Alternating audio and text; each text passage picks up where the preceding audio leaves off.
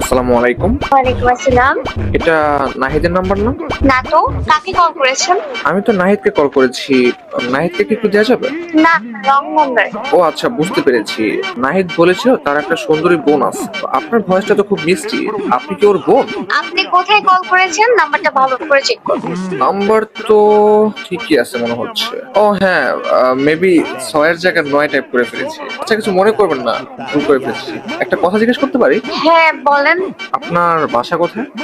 ঢাকা লালবাগে। লালবাগ? আরে এটা তো একেবারে আমার বাসার পাশে। আমার বাসা তো আজিমপুরে। ও আচ্ছা, আজিমপুরে কোথায়? এই তো আজিমপুর কলোনিতে। ও আচ্ছা, ভালো।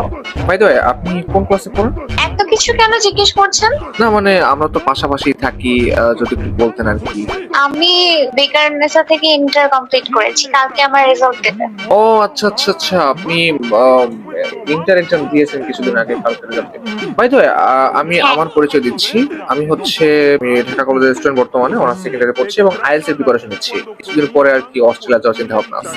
ও আচ্ছা, আচ্ছা, আপনার ফিউচার প্ল্যান জানতে পারি? গেস করেন কি হতে পারে? মেবি আপনি আমাকে বিয়ে করবেন। এইটাই দারুণ ছিল। হ্যাঁ, আপনি আমার সাথে দেখা করলে মনে হয় আরো দারুণ। আচ্ছা।